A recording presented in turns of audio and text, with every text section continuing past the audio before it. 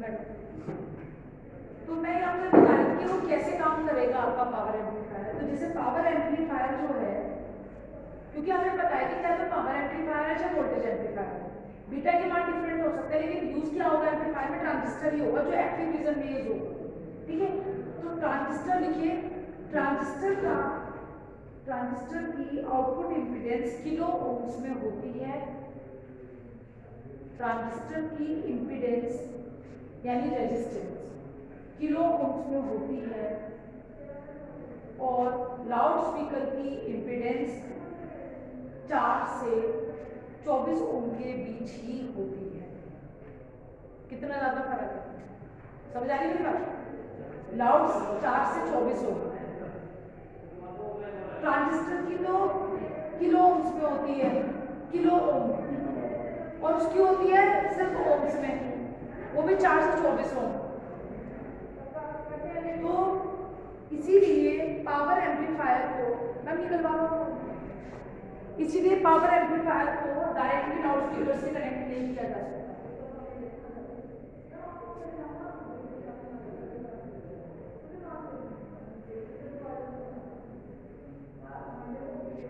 नहीं तो गलत बात करो, मैं अभी आप वीडियो बनाएंगे, अब क्या बच्चे वीडियो बना देंगे आप जवाब बनाओ। मैं बहुत सारे सिस्टम में पढ़ा हुआ है, बहुत सारे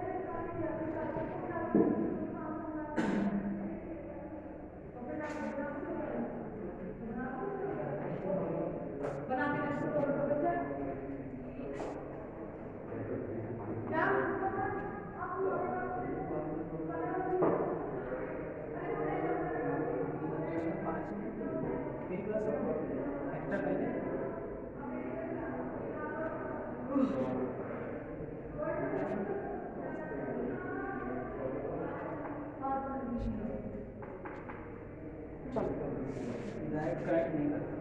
कनेक्ट नहीं किया जा सकता।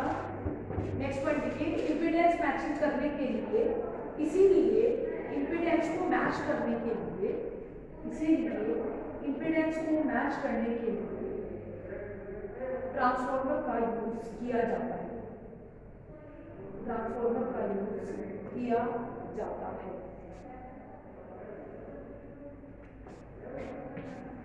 आगे डायग्राम बनाए बराबर,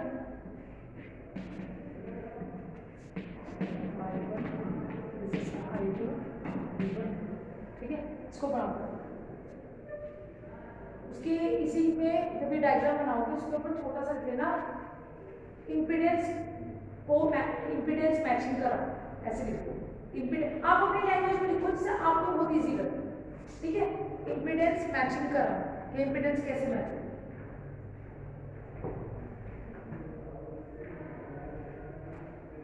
मैं फटाफट इसको लिख देती हूँ ताकि हम देख सकें।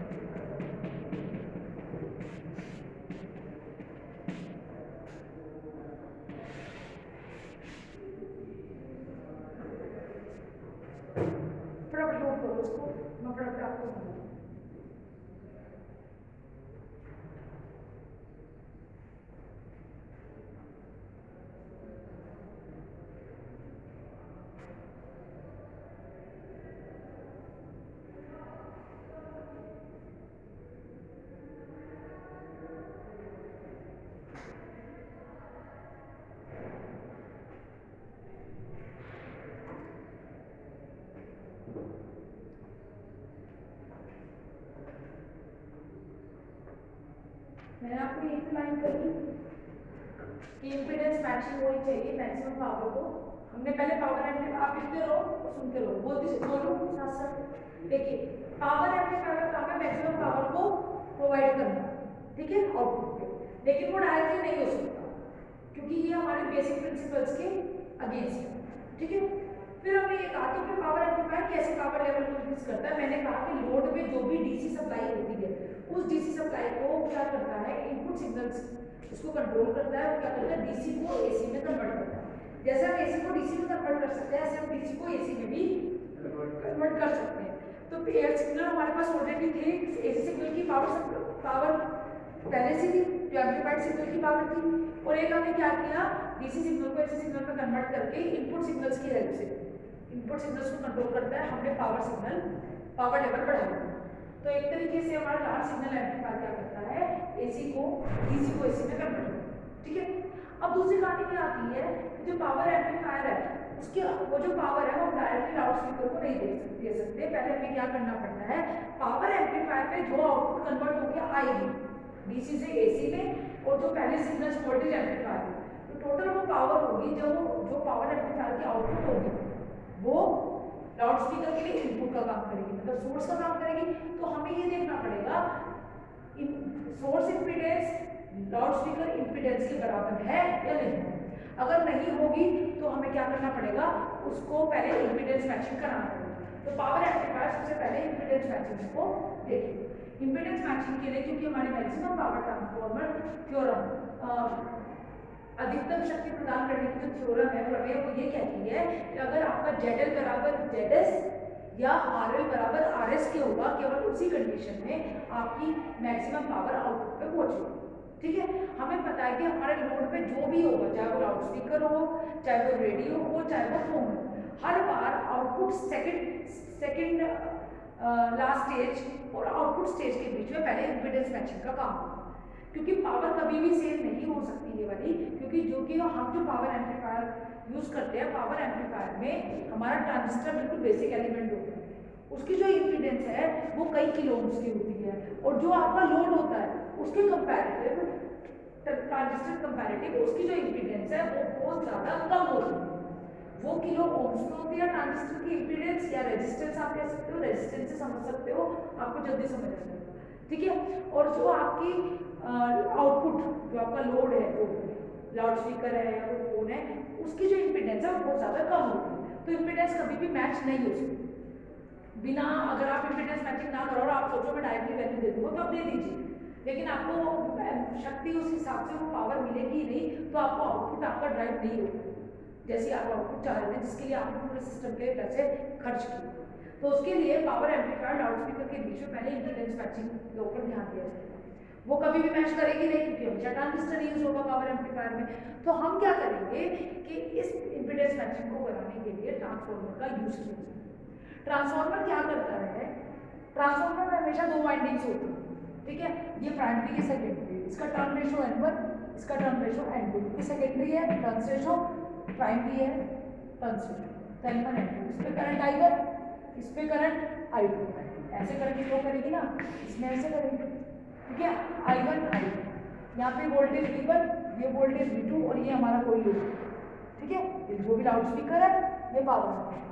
अब क्या होगा, यहाँ से मैंने इसका लोड लिखा RL डैश, इसको मैंने दिखाया लोड RL, इसके लिए जो RL का काम करेगा, इसके लिए ये RL का काम करेगा, ठीक है।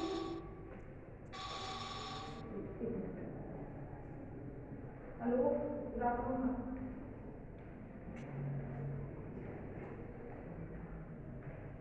हाँ जी,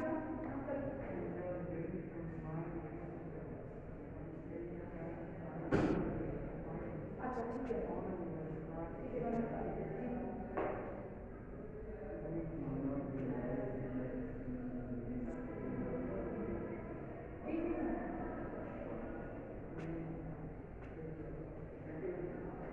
जी जी, मैं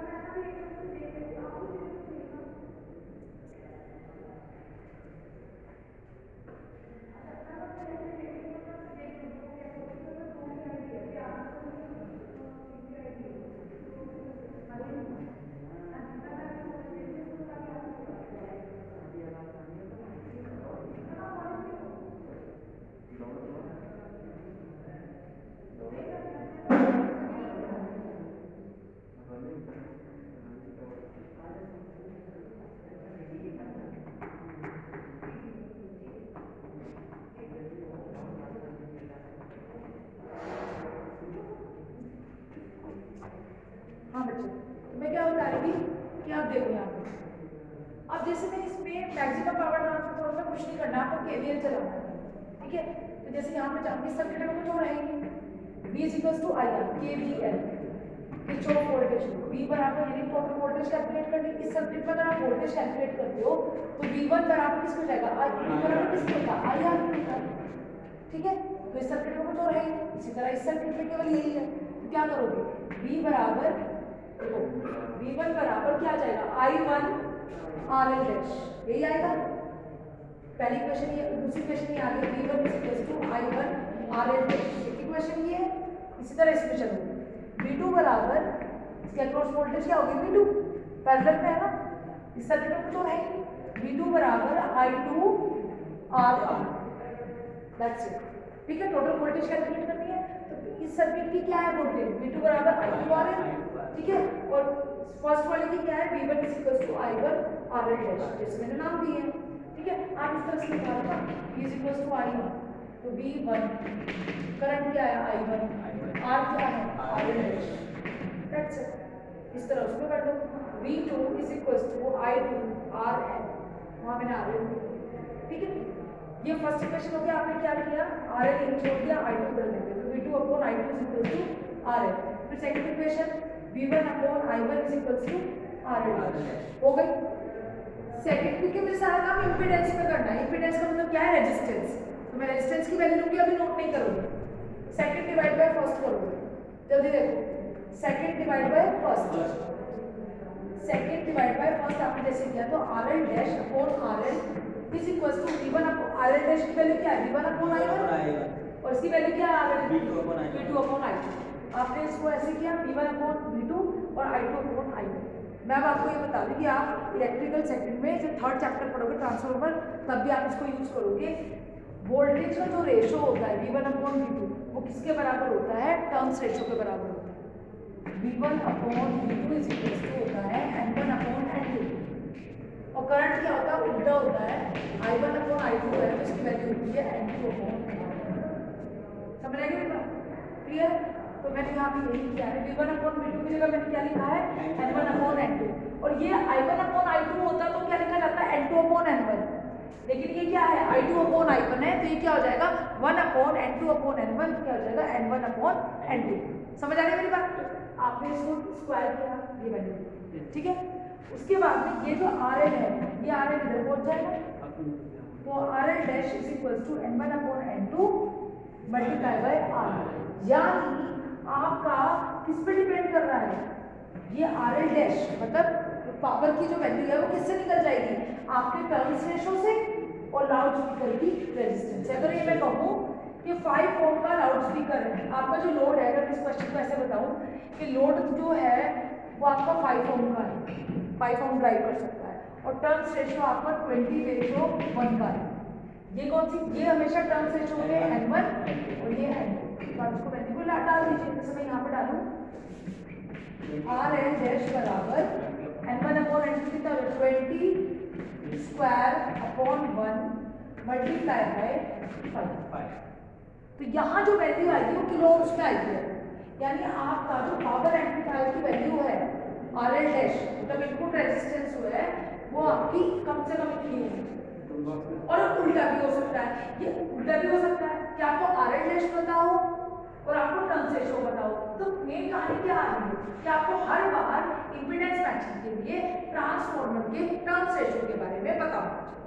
अगर आपको कॉम्पिटेटिव, क्योंकि देखिए अगर आपको हर बार आपको ये पता होना हो, ये वाला पता, इन दोनों में से पता होना हो गई, चाहे तो सोर्स रेजिस्टेंस पता हो चाहे आपको लोड रेजिस्टेंस पता हो, लेकिन उसके लिए टर्न्स रेशो का पता होना बहुत जरूरी है। तो आपको अगर ये पूछा जाता है कि इंपीडेंस मैचिंग कराने के लिए कॉम्पिटिटिव एग्जाम में किस चीज के बारे में आपको पता होना चाहिए, ट्रांसफार्मर की टर्न्स रेशो के बारे में आपको सबसे ज्यादा पता होना चाहिए। डन। तो इट इज पावर एम्पलीफायर में बेसिक था वो खत्म हो गया है। कल मैं आपको कराऊंगी क्लासिफिकेशन ऑफ, नहीं पावर एम्पलीफायर की एफिशिएंसी बताऊंगी, ठीक है, वो मैं नेक्स्ट बताऊंगी।